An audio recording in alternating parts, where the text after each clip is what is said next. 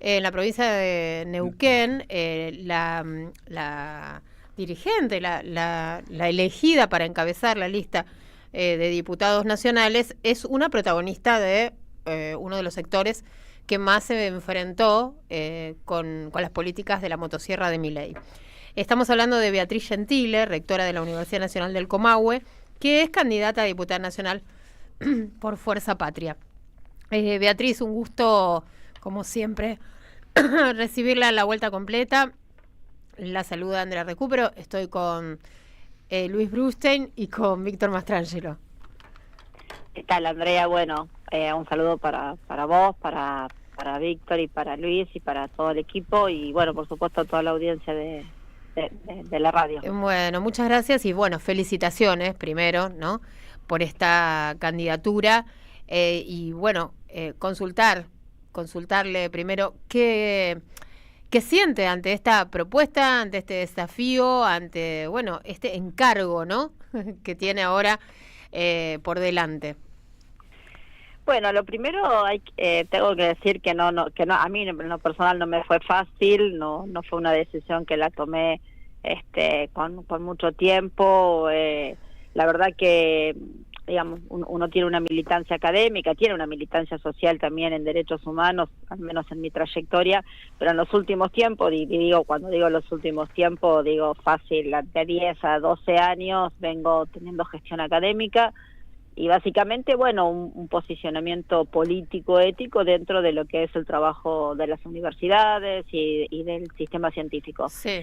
Y bueno, y este año Milei, la verdad que desde que está Milei nos hizo poner aún más en gestión y en militancia y en buscar, en poner el cuerpo, en buscar alternativas al desfinanciamiento y a la enorme embestida que ha hecho el gobierno nacional contra el sistema científico, contra el sistema universitario. Por lo tanto, había como bueno, uno siempre está medio pensando en que ese es su entorno, ¿no? Claro. No el metro cuadrado, pero sí un poquito el hábitat en el que uno se manejaba.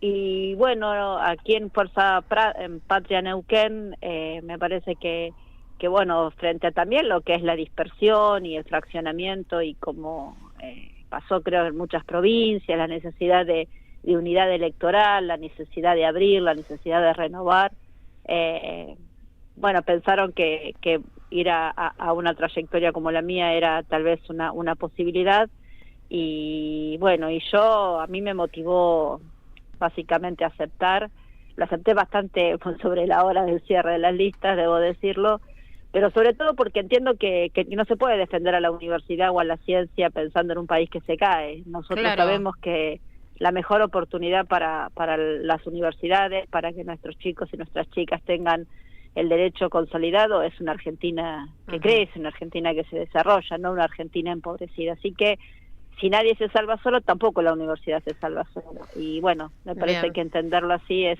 un motivo para llegar al Congreso. No, cuando la escuchaba pensaba que a veces estas son etapas, con Víctor lo hablamos muchas veces, etapas de salir de la zona de confort, ¿no?, para todos. O sea, por un lado nos obligan, sí, pero por otro lado hay que tomar decisiones y bueno, y tal vez esto era un poco parte de lo que nos estaba relatando. Sí, es así.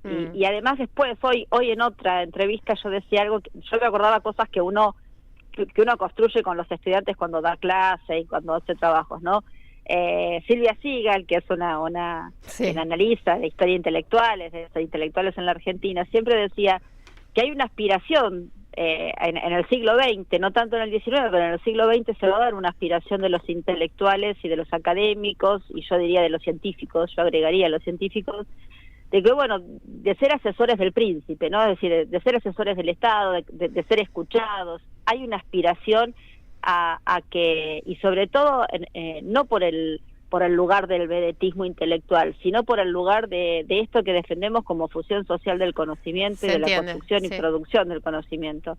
Entonces, bueno, estar en el Congreso, no soy la única rectora que está en las listas, está el rector de Entre Ríos, está también el rector de Mar del Plata, hay decanas y decanos conocidos que también integran listas, está Adriana Serkis, que fue presidenta de la CONEA, va como diputada en Río Negro, Me parece que es un paso importante, no es utilizar las plataformas académicas para saltar a la política, al contrario, es desde las plataformas académicas, desde la ciencia, desde lo que nosotros podemos aportar,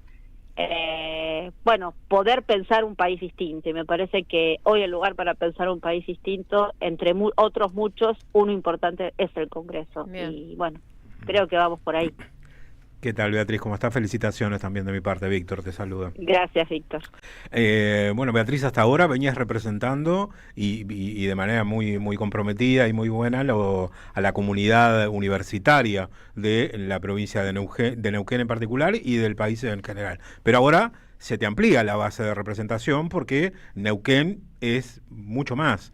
Y entre otras cosas de ese mucho más, Neuquén tiene Vaca Muerta, donde todo el mundo que lo ve de afuera piensa que a partir de Vaca Muerta hay una renta muy favorable y que Neuquén es un vergel, pero si observamos un poquitito más abajo vemos que no es tan así, que hay despidos como hay en el resto del país, que hay pymes locales que la están pasando muy mal, que los camioneros también la están pasando muy mal, que tienen problemas además con la infraestructura por el corte de la obra pública.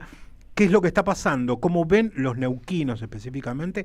¿Qué es lo que está pasando en Vaca Muerta y qué hay que hacer con eso? Bueno, me parece que eso también es parte de cómo nosotros entendemos qué hacer con los recursos, qué hacer con la renta, y eso también forma parte del debate que tenemos que dar, ¿no? Es cierto que hay una emergencia de un espacio andino minero, diría yo, donde hidrocarburos, litio, no es solo Vaca Muerta, es también la producción de provincias como San Juan, como Mendoza, ese eje minero que está emergiendo como un polo muy fuerte de producción.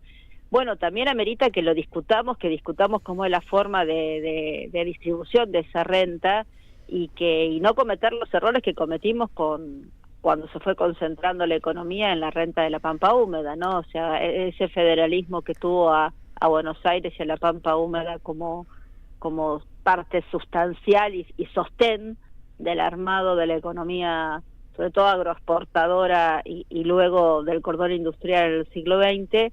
Bueno, está bueno que nosotros nos pongamos a discutir qué vamos a hacer con este modelo de producción, este modelo de extracción de recursos.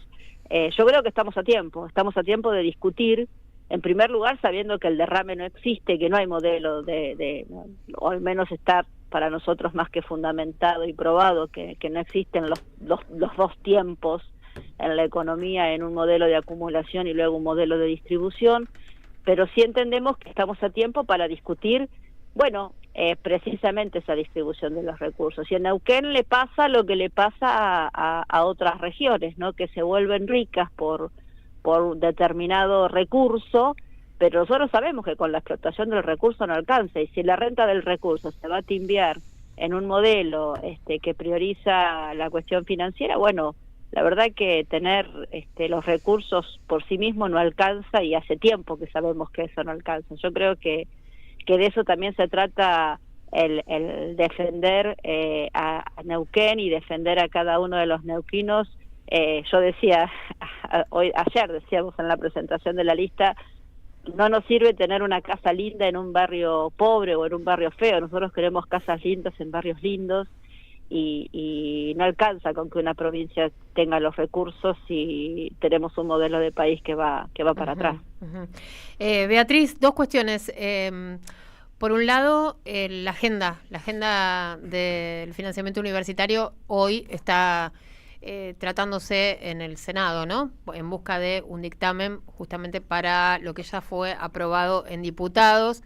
Nuevamente, porque el año pasado Milei ya vetó la ley de financiamiento universitario, también está en agenda el tema Garrahan.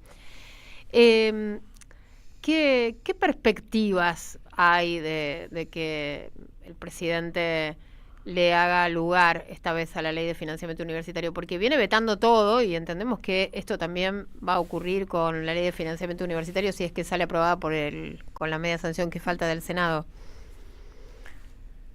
Bueno, justamente nosotros tenemos la expectativa de que no logre, sabemos que la va a vetar, lo que nosotros esperamos es que no logre tener la cantidad de votos para que ese veto prospere. En un futuro habrá que pensar en alguna reforma constitucional, porque no puede ser que estemos, que no se nos había ocurrido pensar que podía llegar a ser así el régimen en la Argentina, pero en caso, por eso también, ¿no?, el tema del Congreso. Nosotros, cada rector, cada rectora con sus diputados y sus senadores habla, dialoga, a veces consigue un compromiso hasta público de sostenimiento, pero bueno, después llega el momento en que otro tipo de negociaciones aparecen, y ahí es donde el sistema un poco encuentra siempre una forma de escapar. En esta oportunidad tenemos la expectativa de que podrían no conseguir los votos para sostener el veto. Bueno, pero la verdad que es una expectativa que hasta que no llegue el momento no la podemos. Primero hay que ver qué pasa, claro, ¿no?, con jubilaciones y con el tema... no, Garraham está acá, discapacidad, ¿no? Que discapacidad. Es lo que... Sí. Hay algo, Andrea, que es diferente. Los gobernadores, el tema de las universidades no les es fácil, porque realmente las universidades en las provincias son muy importantes, tienen un impacto muy fuerte sobre la población y sobre sus gobernados. ¿Y a los jubilados no le importan a los gobernadores? Mira, no sé, yo te diría que a veces pienso que hay una impronta frente a las universidades, desgraciadamente lo digo así, ¿no?, que no tiene, yo no sé si es que no le importa, pero no tienen tal vez el mismo impacto en el peso electoral, porque esto funciona así en términos del electorado. Y lamentablemente, ¿no?, por supuesto que lo digo con una sensación de una, la verdad, de una lamentable democracia, o una lamentable... Lógico, estamos discutiendo una agenda que tiene que ver con las decisiones que ha tomado Milei, ¿no? Si no estaríamos dando pasos hacia adelante, no retrocediendo. Sin duda. Exacto. Sí. Esto es así, estamos discutiendo una agenda de lo obvio, ¿no? Aquel dicho de Bertolt Brecht, ¿qué tiempos serán estos que hay que discutir lo obvio? Pero bueno, sí, estamos discutiendo lo obvio. Tal cual. Bueno, y el otro tema es, Beatriz, hablábamos recién de esto de, bueno, que aceptó a último momento, que, bueno, salir de la zona de confort. ¿Cómo imagina que va a ser la campaña, no? Porque enfrente están los libertarios, que el presidente dijo que no iba a ser más agresivo, pero desde que dijo que no iba a ser más agresivo, lo único que hizo fue decir que van contra el kirchnerismo, van a exterminar el kirchnerismo, etcétera, ¿no? Es más, kirchnerismo nunca más. Así largaron la campaña en la provincia de Buenos Aires. Sí, bueno, la verdad que sí, yo ya me parece que nos hemos aceptado que hay un lenguaje de odio muy marcado, que hay se incentiva el odio y un discurso de estas características, pero bueno, nosotros creemos que va a haber que seguir hablando, ¿no? Que no hay que perder la palabra, que hay que seguir hablando, que hay que seguir argumentando, que hay que seguir convenciendo, que hay que volver a enamorar, y me parece que en eso hay que seguir caminando. Yo creo que nosotros tenemos, o por lo menos a mí me cuesta, porque nunca nadie me permite discutir las ideas libertarias. Yo, o sea, no. ¿Cómo es eso? Me encantaría poder debatir. Claro, o sea, frente a un libertario. Claro, pero sí. Nunca tengo esa oportunidad. Primero porque no dan la cara, primero porque se esconden tras las redes, y segundo que este lenguaje de decirlo todo en muy pocos caracteres me parece que hace justamente cuando no tenés cómo fundamentar. Bueno, de alguna manera recurrís a esto. Vamos a hacer la campaña caminando, hablando, fundamentando y tratando de escuchar también, ¿no? Porque hay que escuchar. Recorriendo la provincia, digamos. Exacto, vamos a la vieja usanza, se diría, ¿no? Claro. Nosotros lo hacemos con la universidad cuando estamos yendo a cada una de las localidades. Nuestra universidad está en las dos provincias y bueno, vamos a volver a caminar, en este caso la provincia de Neuquén, y bueno, la batalla cultural también se gana con el cara a cara, no solo a través de las redes, y de eso estoy casi totalmente convencida. Total, sí. También pensaba recién en la responsabilidad de los medios de comunicación más allá de las plataformas, ¿no? De propiciar espacios, ¿no? De debate y de confrontación directa entre dirigentes que piensan de manera diferente, que que puedan los ciudadanos tener acceso a ese intercambio, ¿no? Porque está todo muy tabicado, muy segmentado y a veces es casi imposible ese diálogo, tal cual. Sí, sí, yo coincido, es muy difícil, pero bueno, porque ellos no se prestan a ese tipo de debate, con el insulto, el sarcasmo o la fake, ¿no? Una fake news se termina disolviendo, pero bueno, insisto, yo creo que nosotros, digamos, el ejercicio por ahí de la propia docencia, el ejercicio de la charla, el ejercicio de nuestras conversaciones, sigue siendo un ejercicio válido y yo creo que hace falta porque tenemos que poner a circular la palabra, que es lo que no dejar que nos saquen ni la palabra, ni las ideas, ni las ganas de pensar en que es posible una Argentina distinta. Beatriz, muchas gracias por este contacto, vamos a seguir conversando, falta un montón, todavía falta para las elecciones, así que bueno, esto recién empieza y bueno, a disposición. Bueno, gracias a ustedes y bueno, un abrazo grande. Abrazo. Abrazo. Beatriz Gentile, rectora de la Universidad Nacional del Comahue, candidata a diputada nacional por Fuerza Patria, nos comentaba, ¿no?, también que hay otros representantes de las universidades